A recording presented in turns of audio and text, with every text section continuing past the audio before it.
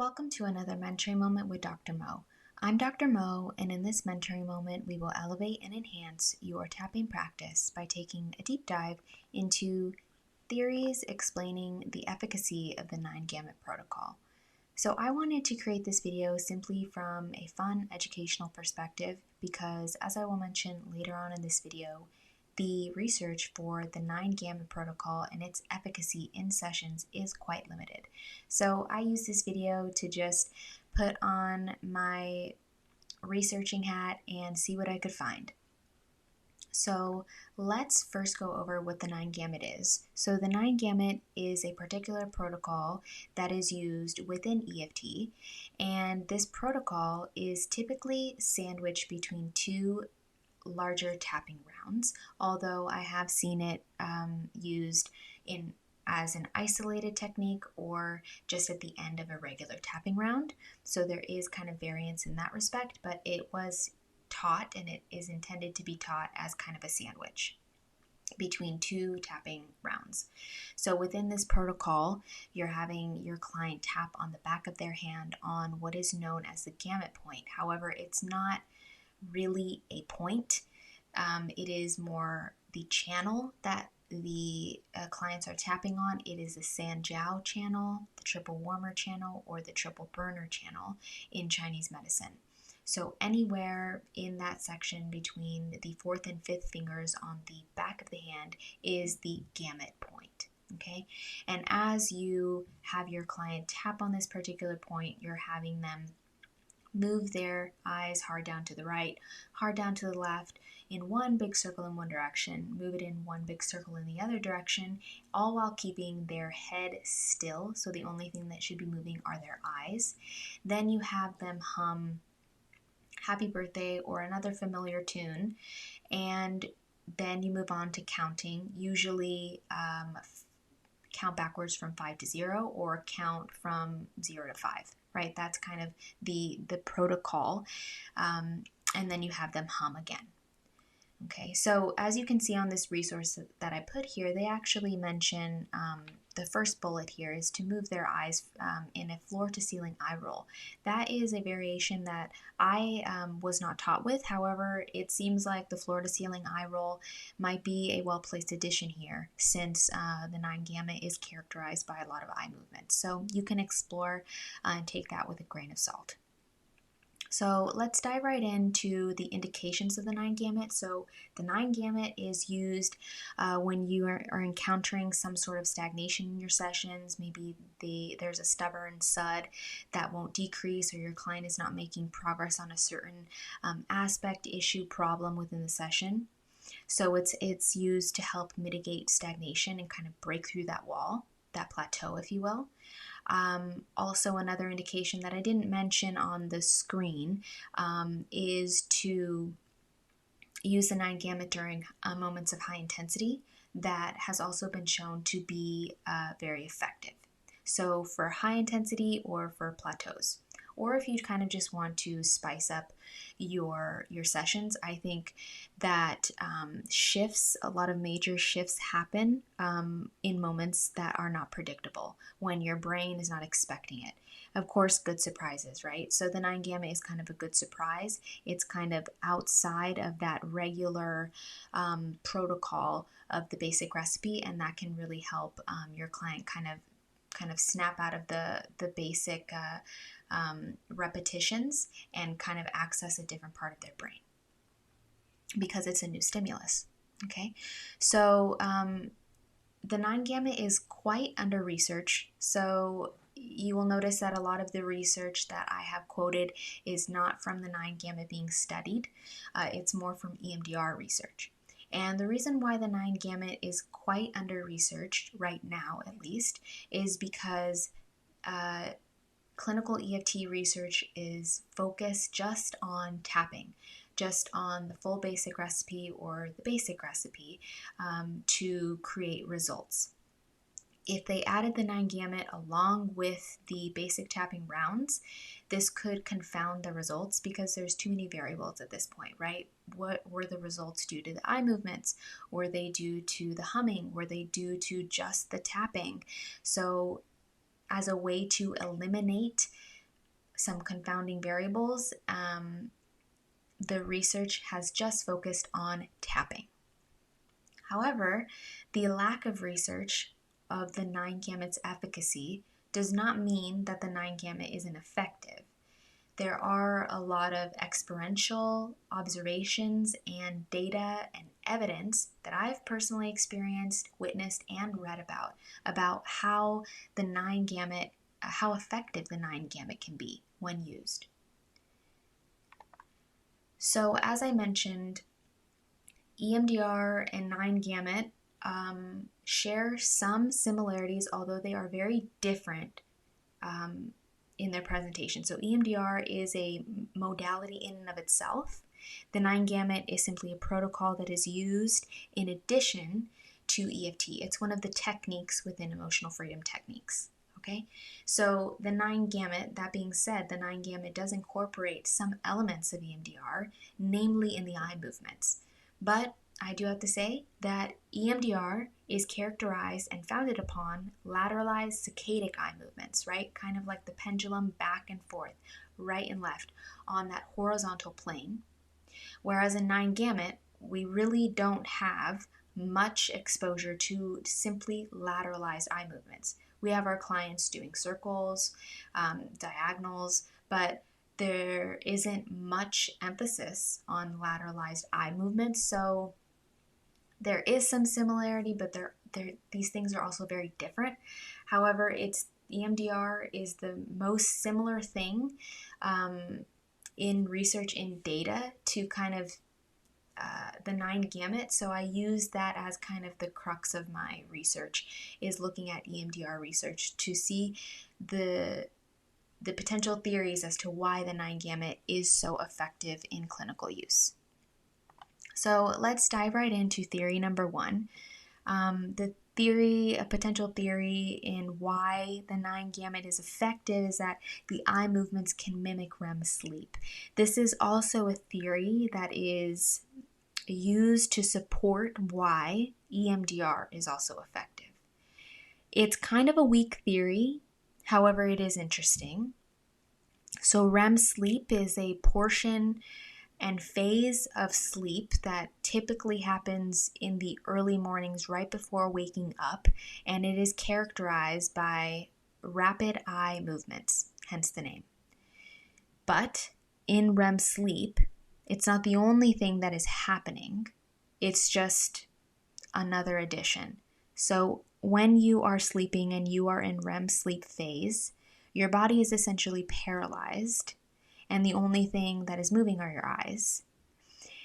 And there is a specific chemical cocktail that your body is naturally producing that allows you to kind of have a therapy session with yourself because of the certain neurotransmitters and their ratios at that time. So dopamine and acetylcholine are high during this time. Serotonin and norepinephrine, which is kind of your fight or flight neurotransmitter, are virtually non-existent. They are very, very low, meaning that because norepinephrine is basically non-existent, you can process heavy, stressful, traumatic, emotionally intense memories or experiences that come up in your dreams during this time without any fear, right? So it's kind of like a little therapy session. So there is this theory that eye movements are effective in EMDR and potentially effective in the 9-gamut because they mimic REM sleep. Yes and no. There is eye movement happening. However, REM sleep is characterized by that chemical terrain that your body naturally produces when you are sleeping. Your clients, when you conduct the 9-gamut, are awake and they don't have access to that particular chemical terrain that you have during sleep. So theory number 2 as to why the 9-gamut might be effective is that it's said to harmonize right and left brain. When I was being trained for EFT, and in various trainings afterward, I have heard this, harmonizing right and left brain, and I really, didn't think much of it. However, as I've dived deeper into neuroscience and studying the brain, I've realized that what this theory is founded on is kind of a reductionistic view. So it states that because the 9-gamut incorporates some quote unquote right brain activities in the form of humming a song, because the right brain is said to be the creative side, the artistic side, and the left brain is said to be the more logical, more rational side, science and math and all that. So because there is humming in the 9-gamut, this is your music brain, your right brain. And because there is counting, this is the left brain. So advances in neuroscience have basically come to the position that this is quite a reductionistic view of the hemispheres of the brain and their jobs, right? So it's not just the right brain does only creative things and the left brain does more logical things. It's much more nuanced than that, and there's a lot more crossover between those things. So you can't simply say cut and dry that this is it, right? So this is kind of a weak theory, but a theory that is kind of in this same vein is that the eye movements provide bilateral stimulation. So instead of harmonizing the both sides of the brain, what the 9-gamut could provide is engaging both sides of the brain because of the eye movements. Your right eye stimulates your left side of your brain, and your left eye stimulates your right side of the brain because that is just the way the visual field works. In that way, it engages both sides of your brain, known as bilateral stimulation. So in research, bilateral stimulation has shown to decrease the vividness, the emotionality, the intensity of traumatic memories. Also, bilateral stimulation, this is just a note, can be achieved through any other kind of oscillating or pendulum-like motion, either with your hands or your knees or your feet, right? So it's not just achieved by your eyes, because basically your right side of the brain controls the left side of your body, your left side of your brain controls the right side of your body. So when you kind of engage both sides at once, this is said to help reduce the vividness, the saliency, the emotionality of particularly traumatic memories. Okay?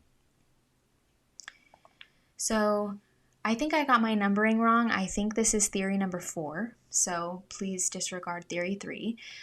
But it is said in research that lateralized eye movements are shown to downregulate the amygdala. And we know the amygdala to be a huge component of our limbic brain, very much in the fight or flight aspect of our kind of survival brain, if you will.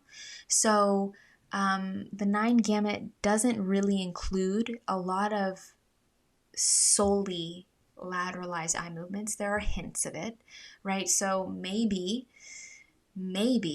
these eye movements in the 9-gamut, although they aren't strictly lateral, downregulate the amygdala in some way. And now the last theory is theory number 5. Please excuse the little typo there. Is the overloading and taxing working memory theory. So working memory, let's go over what working memory is. So we'll come back to this slide in a second. So working memory is basically your temporary storage of information. So it allows you to store something temporarily, manipulate that information, whether it comes in the form of language or learning, even kind of arithmetic or some sort of reasoning. So examples of working memory include little tasks like remembering and responding to information that was said during a conversation, right? If you're listening to a conversation, like I have a question, I'm going to store that in my memory, in my working memory bank, and I'll access it later when I can, when there's a lull in conversation and I can ask this question. Or, for example, being able to prepare the ingredients that we need for a recipe while we're talking on the phone, right? This is all engaging your working memory resources. Also, like when you need to remember a phone number or an address or something like that, and you don't have a pen and you keep repeating it until you have that moment of relief when you can write it on a piece of paper, that is all taxing your working memory. So now that we've kind of gone over what working memory is, this theory as to why the 9-gamut might be effective is that because it taxes your working memory, it overloads it. So when this is done, research shows that when you overload and you tax the working memory, it supposedly reduces the emotionality and vividness of a traumatic memory that you simultaneously hold in your working memory. So let's kind of give an example here. This is an excerpt from a research study that states that a fresh explanation of how EM, which is abbreviated eye movements, might work has been derived from the working memory theory. The theory entails that retrieving a memory for an event, right, a traumatic, stressful experience, requires limited capacity working memory resources. So when you have a client and you ask them, what is one time this happened? And they give you an experience, a memory, just allowing that memory to bubble up and to temporarily hold it in their focus for the session requires working memory, requires their working memory resources to be on tap.